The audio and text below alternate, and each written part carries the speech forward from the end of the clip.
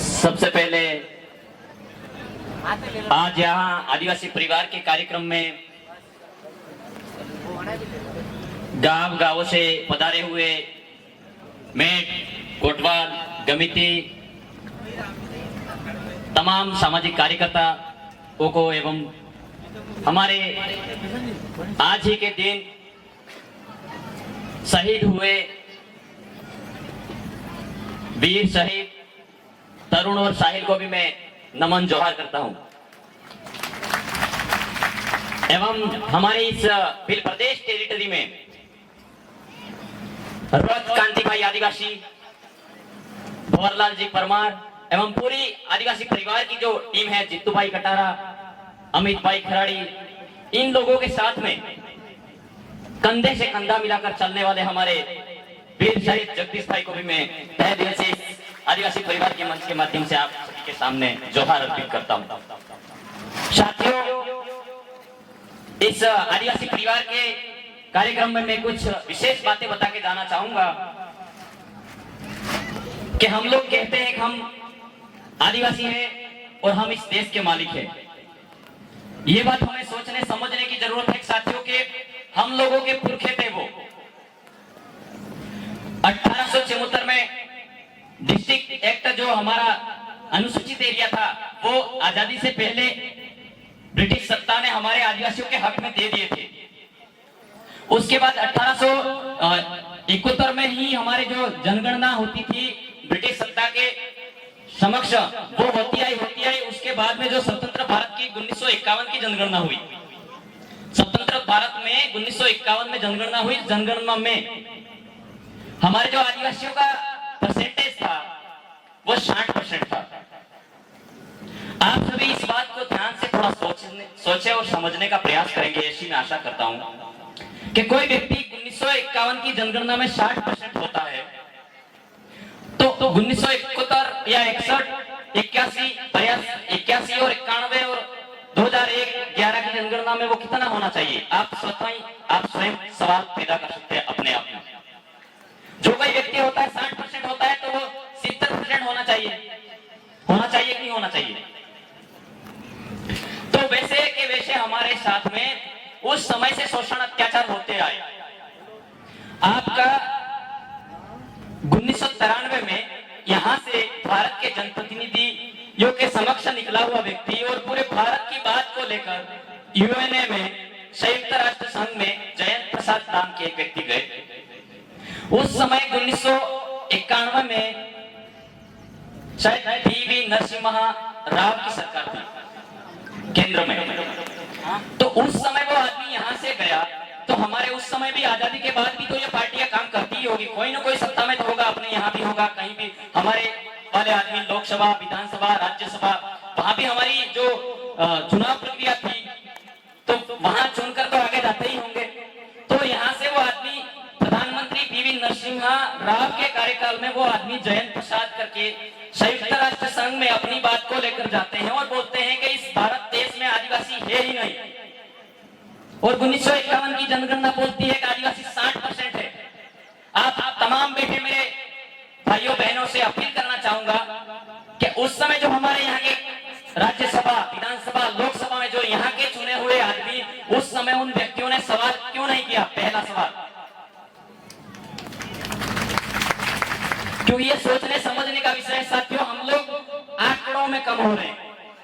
कैसे कम हो रहे हैं? आंकड़ों में। फिर हम बात कर रहे हैं रिजर्वेशन की। हम लोगों को यहाँ से कोई व्यक्ति जा रहा है, वो मना बोल रहा है कि यहाँ कोई है नहीं। अब फिर जाके 5 जनवरी 2011 का सुप्रीम कोर्ट का जजमेंट कहता है कि इस भारत देश का जो 8% आदिवासी है वो इस देश का मालिक है। तो 8% कैसे बचे, ये आपको सोचने समझने की जरूरत है। हम 1951 की प्रथम जनगणना, भारत की स्वतंत्र भारत की जनगणना होती है, उसमें अपन 60% होते हैं।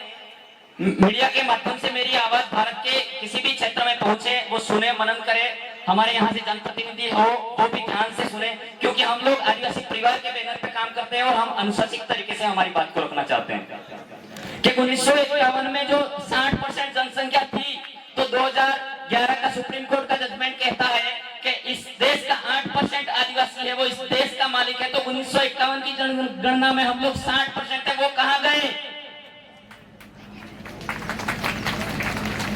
तो हम लोग आदिवासी परिवार की विचारधारा के माध्यम से ये कार्य करना चाहते हैं कि हमारे जो 1951 की जनगणना में हम लोग 60% थे, तो वैसा का वैसा हम लोग आने वाली जनगणना में हमारे यहाँ से जनप्रतिनिधि कोई भी जाएगा, खुले लोकतंत्र से चुना हुआ। हम किसी पार्टी का प्रचार नहीं कर रहे हैं, हम किसी को ये नहीं कह रहे हैं कि यहाँ वोट दो। हम कर्मचारी है, खुले मन से हमारे आदिवासी परिवार की विचारधारा की तरफ से हम लोग खुले मन से समाज में काम करेंगे। लेकिन मैं बात इतनी सी रखना चाहूंगा कि हमारे यहाँ से जनप्रतिनिधि जाते हैं, वो लोकसभा विधानसभा में ये सवाल और अमेंडमेंट संशोधन के लिए प्रस्ताव क्यों नहीं रखे? ये पहला सवाल है भारत सरकार से हमारा। क्योंकि साथियों हम लोगों को इस तरीके से नष्ट किया गया, तो नष्ट करते करते हम लोगों को आज तक नष्ट कर रहे हैं। 74 साल 75 साल हो गए। आज आप देख रहे होंगे हमारे क्षेत्रीय मुद्दों पर भी हमको पूर्ण तरीके से आरक्षण नहीं है। हमारे इस क्षेत्र में जो तालाब है, झीलें बनी हुई है, वो झीलों का पानी दूसरे शहरों में जाता है। हाँ, हम मानव प्रकृति कल्याण के उपलक्ष्य में काम कर रहे हैं, किसी भी जाति धर्म का उच्च नीच नहीं करते हुए। हाँ, आदिवासियों ने कभी किसी का उच्च नीच और भेदभाव कभी नहीं किया। संपूर्ण प्रकृति कल्याण के उपलक्ष्य में बात रखी है। हमारा समाज है, हमारा कौम है, सदियों से प्रकृति कल्याण के उपलक्ष्य में बात रखता है, हमेशा किसी भी जाति धर्म का उच्च नीच का भेदभाव नहीं करता है। हमारे इस आदिवासी क्षेत्र विस्तार में तालाब है, तो आपको हक है पानी पीने का। हम पानी पीने के लिए ना नहीं बोलते, लेकिन अगर शहर में पानी जाता है तो हम रोकना भी नहीं चाहते कि आपको नहीं मिलना चाहिए। लेकिन जहाँ का मूल निवासी आदिवासी भाई है और दलित भाई है, हमारा माइनॉरिटी भाई है, कोई भी किसी व्यक्ति की जाति विशेष वर्ग से विकास नहीं करना चाहिए। वहाँ जो इस क्षेत्र में पहला प्राथमिकता तो उसकी होती है, जो यहाँ तालाब बना हुआ है तो उसको पानी मिलना चाहिए। जैसे मैं बात करना चाहूंगा हमारे गोदावरी खेरवाड़ा के आसपास, गोदावरी का पानी पूरा खेरवाड़ा पीता है, जैसमंद का पानी दूसरे शहर पीते हैं। लेकिन क्या आपके जैसमंद कोई भी एक ग्राम पंचायत का नाम उठा के देख लेंगे, उसके अंतिम सीमा पर जो घर पड़ता है, उस सीमांकन वाले व्यक्ति को क्या नल सुविधा द्वारा उसकी पेयजल सुविधा उपलब्ध हो रही है नहीं हो रही है, ये कौन जांच करेगा साथियों? इसलिए हमारे इस पानी के क्षेत्र पर हमारा 100% अधिकार होना चाहिए। हमें दूसरे लोगों को भी देना है, ऐसा नहीं कह रहे हम नहीं देना है, लेकिन हमारा पानी पर पहला कब्जा होना चाहिए। ये मैं बात कहना चाह रहा हूँ साथियों। और रही बात, इस मंच के माध्यम से मैं कहना चाहता हूं कि हमारे इस क्षेत्र में आज जो 19/9/2023 जो घटना हुई अभी वर्तमान में, हमारा जो सराड़ा का जो भाई था ड्यूटी देते हुए शहीद हो गया। उसमें यह बताया गया कि वो उनके नाकाबंदी कर रहे थे और गाड़ी की चेकिंग कर रहे थे। मैं उनसे ये सवाल करना चाहता हूं, हमारे आदमी को उस टाइम थानेदार साहब से भी ये पूछना चाहते हैं, हम लोग उस टाइम उस ड्यूटी के लिए उसको रिलीव किया गया था या नहीं किया गया था? उसकी ड्यूटी कहां थी? मैं अमित भाई को भी कहना चाह रहा हूं कि जांच हम कमेटी बिठाएंगे और बात करेंगे अनुशासन से, क्योंकि हमारा आदमी गया है, हम पूछेंगे। कर्मचारी है, उसका मतलब मेरा पूछना क्या, मैं नहीं पूछूंगा क्या?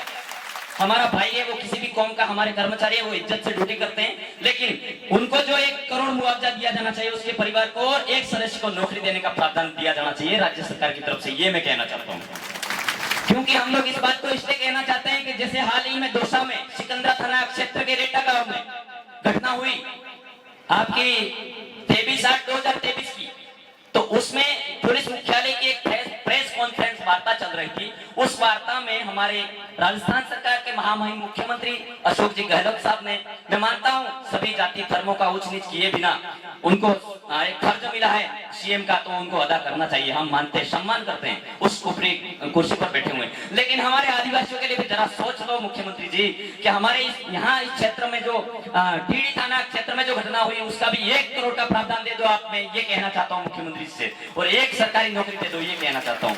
यही मांगे हमारी, और हमारे भाइयों को ज्यादा से ज्यादा शिक्षा की गतिविधि में आप आगे बढ़ाने का प्रयास करें। साथियों, आप तमाम साथियों यहाँ इस क्षेत्र से कितना घर बार काम छोड़कर आप आए होंगे, हमारे समाज के आएंगे, कुछ अच्छी बातें बताएंगे, जानकारी बताएंगे, यूं करके आए हो।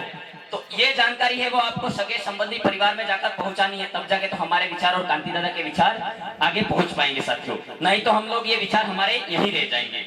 इसीलिए हमारे वाले भाइयों को अभी जमाना नहीं रहा है तीर कमान और धनुष और लाठी वाला साथियों। मैं ये भी इस मन से कहना चाहता हूँ, हमारे वाले भाइयों को 24 घंटों के अंदर 13-13, 14-14 घंटे स्टडी करने की जरूरत है, क्योंकि हम लोग कहीं ना कहीं मांग करते हैं हम मांग करते हैं, लेकिन हमारा वहां उस कुर्सी पर बैठा हुआ व्यक्ति हमारा नहीं होता है। हो सकता है वो इसलिए वो सिग्नेचर और वेरीफाई नहीं करता उस अधिसूचना को।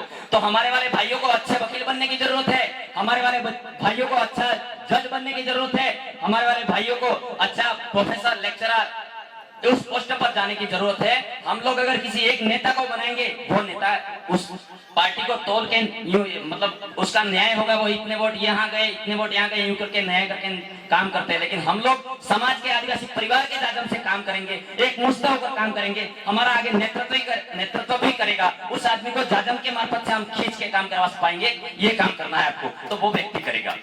इसलिए आदिवासी परिवार की सिलेक्शन प्रणाली को ध्यान में रखते हुए, मद्देनजर रखते हुए हम लोगों को आगे कार्य करने हैं। और हम लोगों को बच्चों को ज्यादा से ज्यादा पढ़ाने की जरूरत है। और मैं राजस्थान सरकार के ये जितने एमएलए 200 के 200 हमारे विधायक बैठे हैं, आप एक दिन में अधिसूचना पारित कर दो। हमारे टीएसपी क्षेत्र में या पूरे राजस्थान में हम मानव कल्याण के उपलक्ष्य में काम कर रहे हैं। तो शराब के ठेके हैं जो पूर्ण प्रतिबंध से आप एक अधिसूचना जारी कर दो, पूर्ण तरीके से बंद होने चाहिए, ये कहना चाहता हूँ।